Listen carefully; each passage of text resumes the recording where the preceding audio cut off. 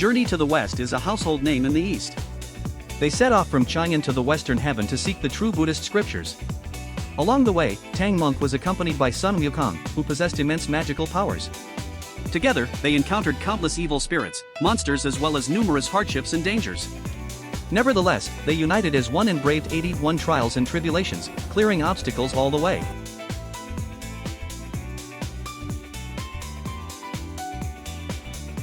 Ten years later, when Sun Wukong heard about the 3 disasters, he was like, "Whoa, that's scary as heck." He dropped to his knees, banged his head on the ground, and begged, "Please, master, have a heart.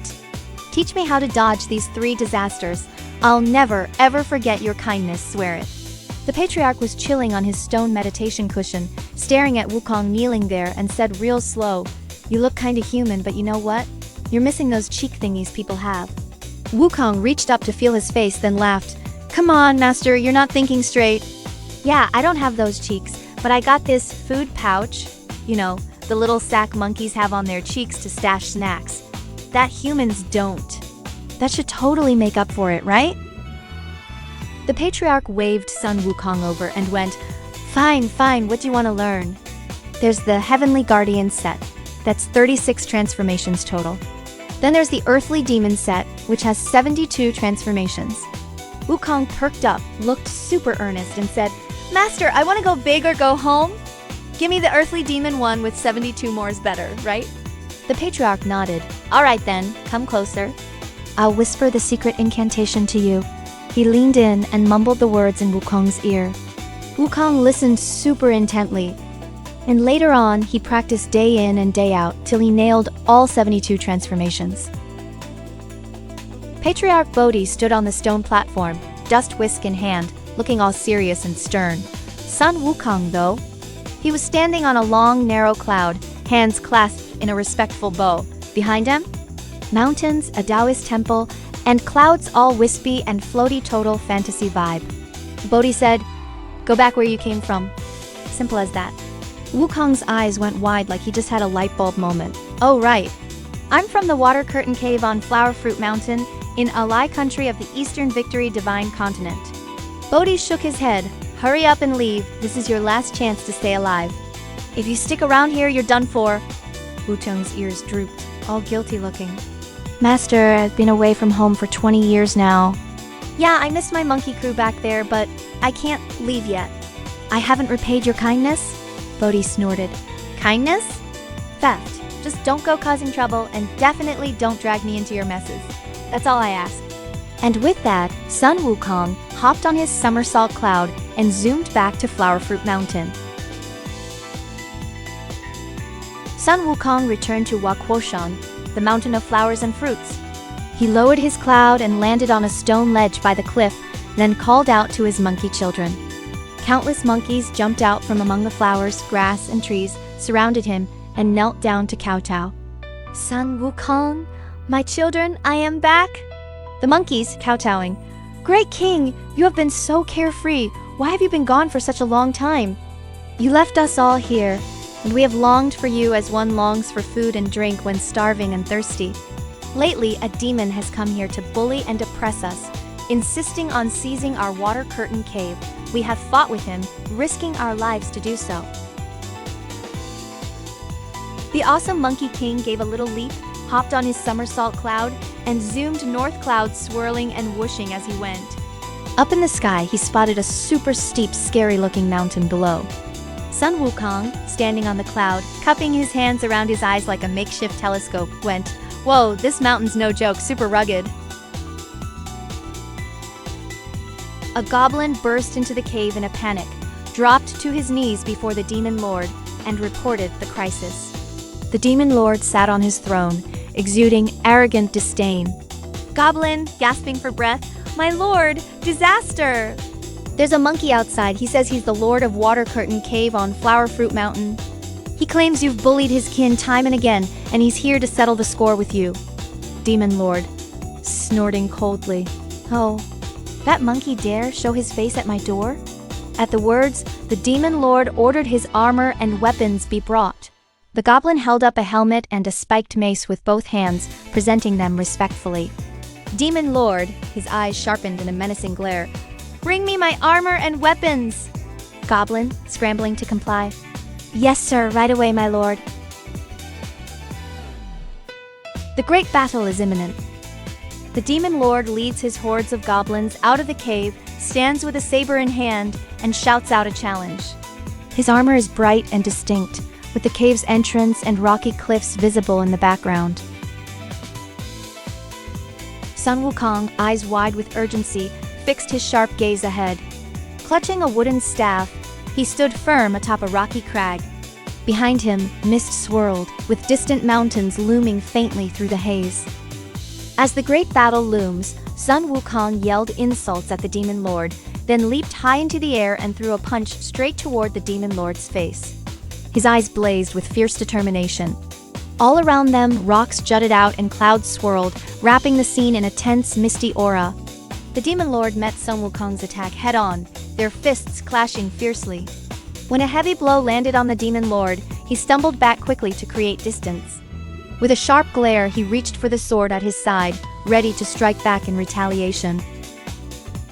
The demon lord swung his blade down at Sun Wukong. Sun Wukong darted back in a hurry to dodge.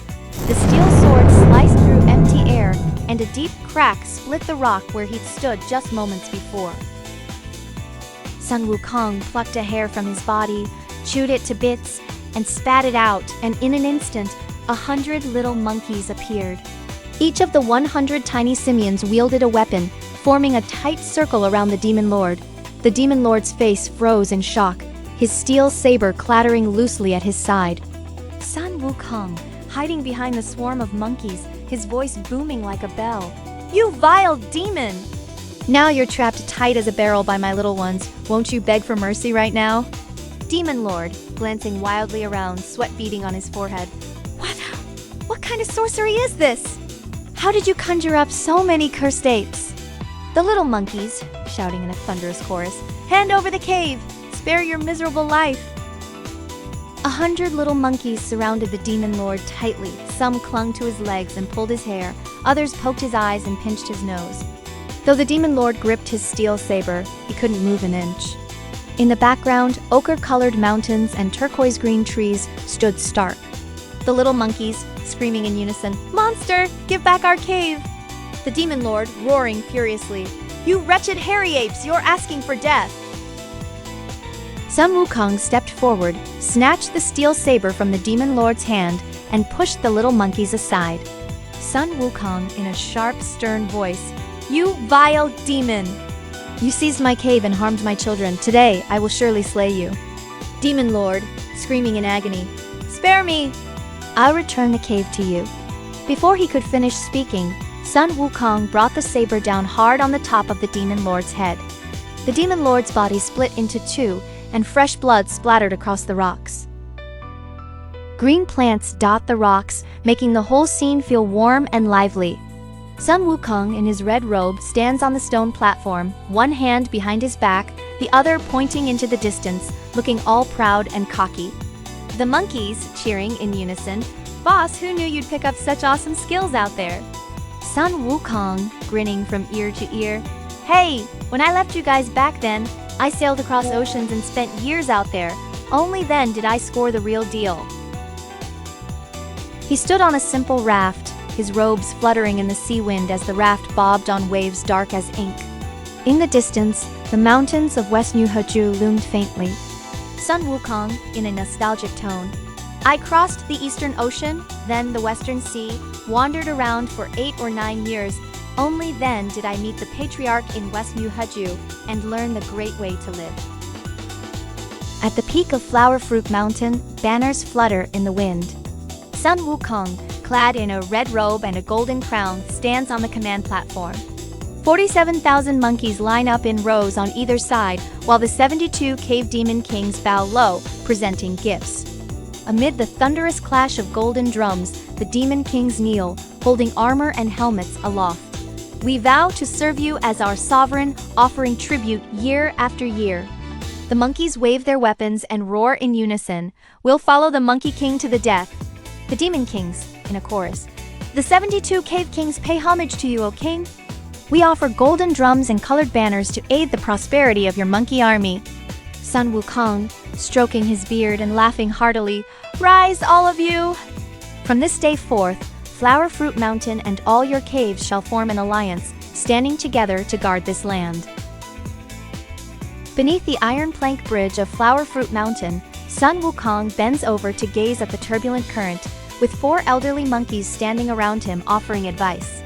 Joy lights up his face upon hearing their words, and he immediately leaps into the water, his red robe stirring up a splash on the shore.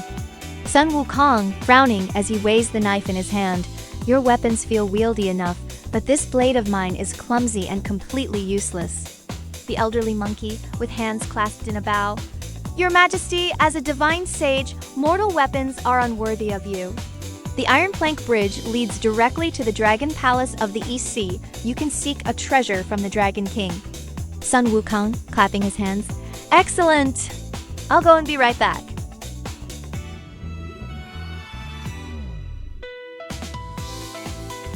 Sun Wukong used the water-avoiding technique to dive into the East China Sea, parting the waters to clear a path straight to the Crystal Palace. The sea-patrolling Yaksha hurried to report, and the Dragon King led his dragon sons, grandsons, and troops of shrimp and crab soldiers to greet him. Sun Wukong took a seat and stated his purpose. The Dragon King successively presented a large pole knife, a 9-pronged trident, and a painted halberd, all of which Sun Wukong deemed too light and cast aside. The sea-patrolling Yaksha blocking the way. Who goes there? Report your name at once. Sun Wukong standing proudly. I am Sun Wukong, the innate sage of Flower Fruit Mountain, and a neighbor of your Dragon King. The Dragon King, smiling obsequiously. Immortal, you seek a weapon? This halberd weighs 7,200 caddies, the heaviest in the palace. Sun Wukong, sticking the halberd into the ground. Light! Light! Light! Find something more suitable. Subscribe or I photobomb your gallery. As a naked monkey selfie. No, like, monkey fur crawls up your nose itchy till you sneeze right in the middle of gaming. Will Sun Wukong finally be able to find his weapon? Remember to stay tuned for the next episode.